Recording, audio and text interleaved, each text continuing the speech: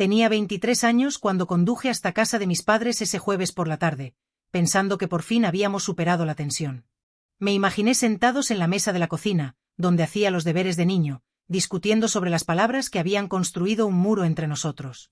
El aire otoñal era cortante cuando salí al porche.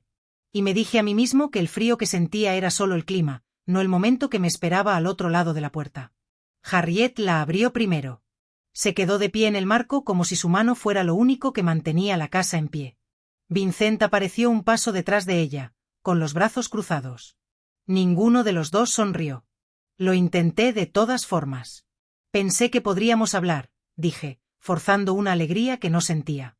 Los ojos de Harriet recorrieron mi rostro, ilegibles. Marceline, es mejor que no vengas más por aquí.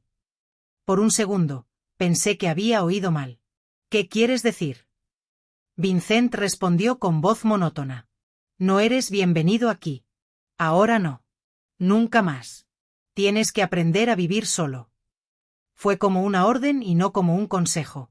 Me quedé paralizada, con el pasillo familiar justo detrás de ellos, y el olor a madera pulida filtrándose hacia mí. Quise entrar para insistir en que este seguía siendo mi hogar, pero la mano de Harriet se tensó en la puerta. Ya lo resolverás, añadió, casi con dulzura, como si el exilio pudiera suavizarse. Las palabras me dejaron vacío. Tenía 23 años y aún reconstruía quien se suponía que debía ser. Y de repente, las dos personas que siempre habían definido mi hogar me expulsaron. No dieron un portazo. Simplemente la cerraron, firme y definitivamente, hasta que solo se oyó el leve clic de la cerradura al cerrarse. Me quedé en el porche un momento más, con mi aliento enturbiándose en el aire de noviembre, antes de caminar de regreso a mi auto. El volante se sentía frío bajo mis manos cuando encendí el motor y ya me preguntaba cómo se suponía que iba a construir una vida de la nada. El apartamento que encontré estaba encajado sobre una hilera de tiendas, de esos lugares que la mayoría de la gente pasa sin darse cuenta. El alquiler era bajo, y eso era lo único que importaba. La alfombra del pasillo estaba desgastada y delgada. Las paredes estaban manchadas con los fantasmas de los inquilinos que me precedieron. Y por la noche, el neón del restaurante al otro lado del callejón zumbaba a través de mi única ventana pequeña. Aún así, era mío. Llevé 2 cajas y una máquina de coser que antes había sido mi afición. Ahora, era mi único recurso. La puse sobre la destartalada mesa de la cocina y la miré como si pudiera decirme que vendría después. Mis primeros trabajos fueron de poca monta: hacerle el dobladillo a un pantalón de un vecino, remendar una manga de chaqueta. Los pagos eran billetes arrugados, monedas apretadas en la palma de la mano. Pero los guardaba como un tesoro. Ahorré en todo lo que pude. Dejé de comprar café, me corté el pelo frente al espejo del baño y aprendí a que una sola bolsa de la compra me durara toda la semana. Cada moneda que no gastaba iba a parar a un viejo tarro de cristal que guardaba en el fondo del armario. Al principio fue patético, solo monedas sueltas golpeando el vidrio, pero me dio algo sólido para comparar con el vacío que sentía en todas partes. Las noches eran las más duras. Me sentaba en el borde de la cama, revisando viejos mensajes de mi madre. La mayoría eran recordatorios comunes, pequeñas actualizaciones, incluso chistes. Pero ahora parecían reliquias de un idioma que ya no hablaba.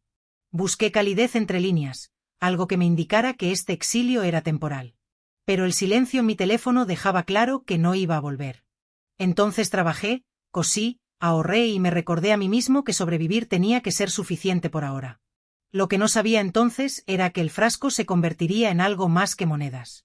Se convertiría en la prueba de que podía crear algo duradero, incluso sin quienes me decían que no podía. El frasco en el fondo de mi armario se convirtió en mi secreto. Al principio, solo contenía monedas de 5 y 10 centavos. Pero con el tiempo, su peso aumentó. Cada trabajo que acepté, cortinas para el nuevo apartamento de un vecino, reparar un abrigo de invierno para un compañero, coser el disfraz de Halloween de un niño, terminó con monedas o billetes doblados en mi mano. Todos fueron directos al bote.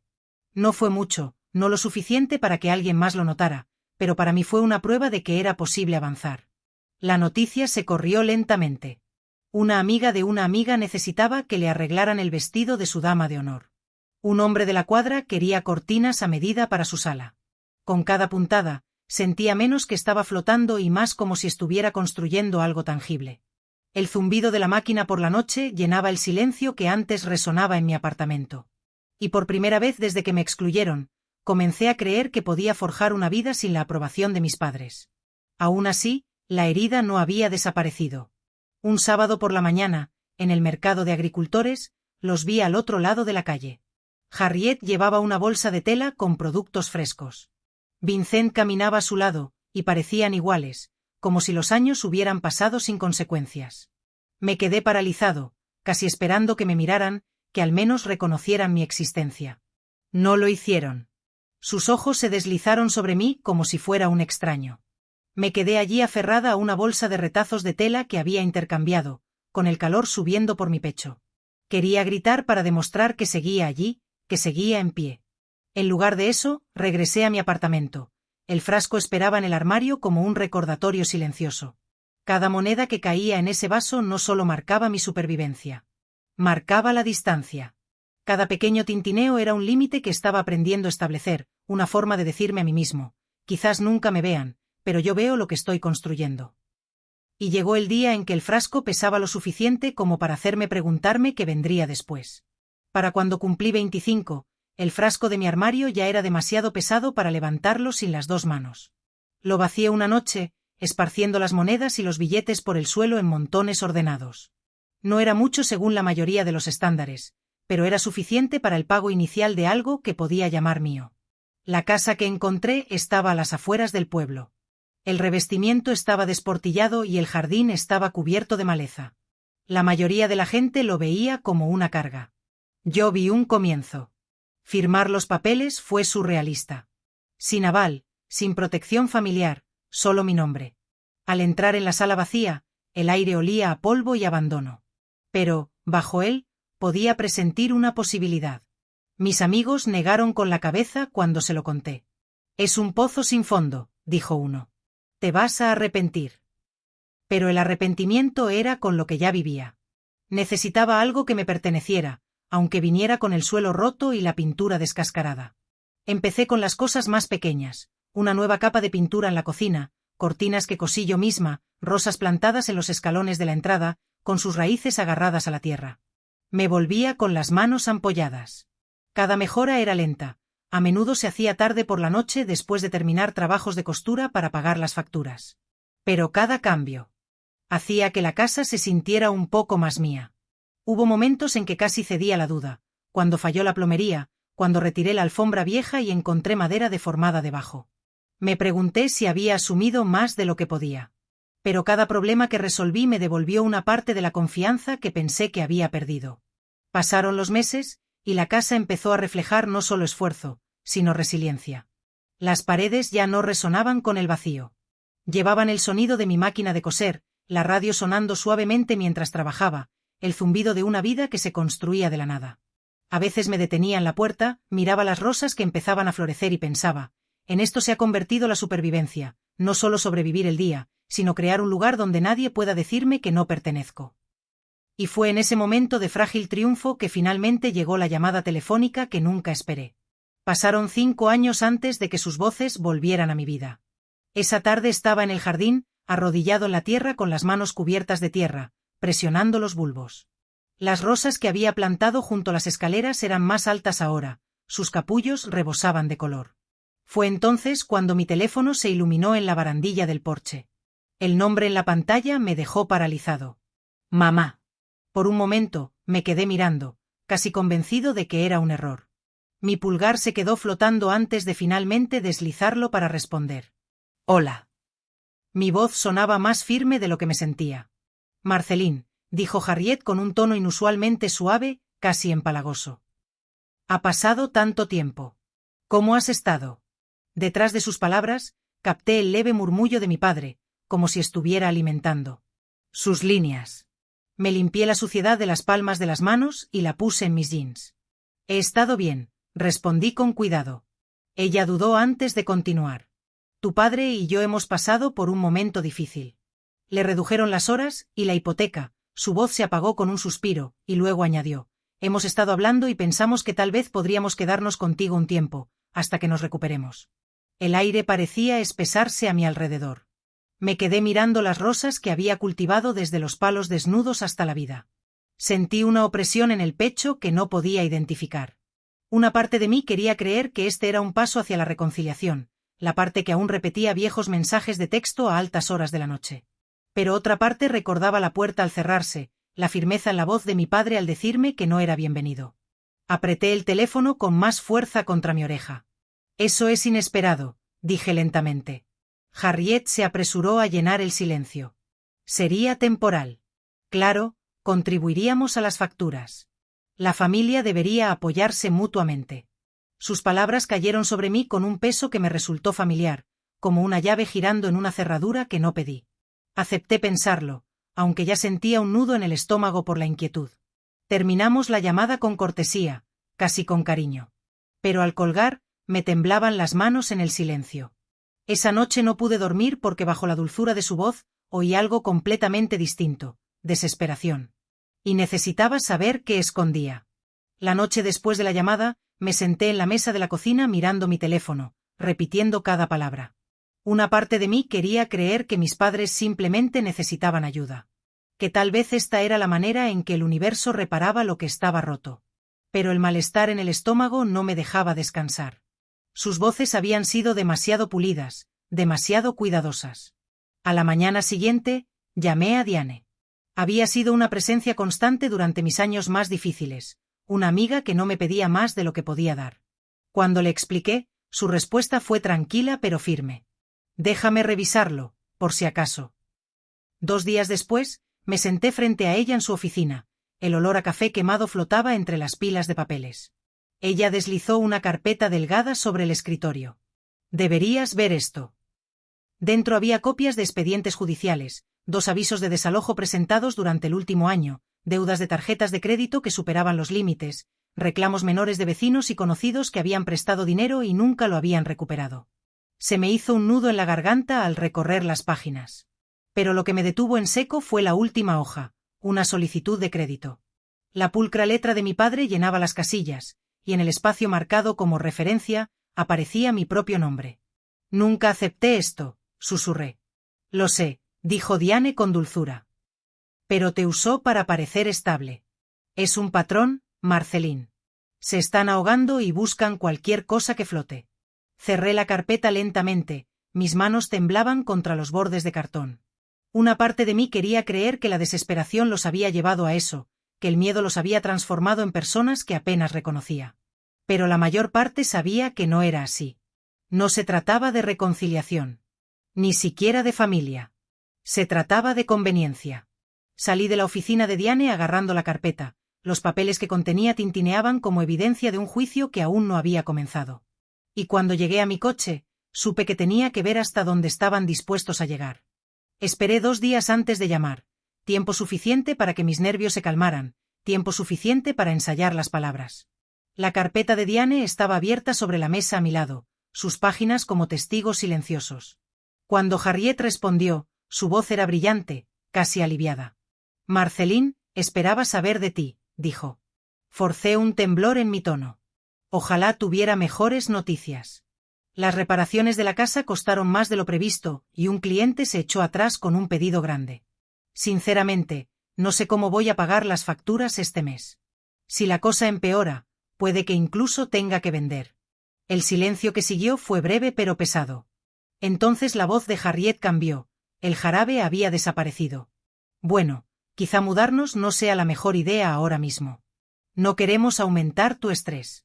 Esperé, deseando encontrar algún indicio de consuelo, alguna sugerencia de que mi bienestar importaba más allá de lo que yo podía ofrecer. No hubo respuesta. En cambio, la voz de mi padre interrumpió, firme y distante. No podemos aferrarnos a la inestabilidad. Tenemos nuestros propios problemas que resolver. Las palabras se hundieron como piedras. Tragué saliva con dificultad, dejándolas resonar antes de responder en voz baja. Entiendo.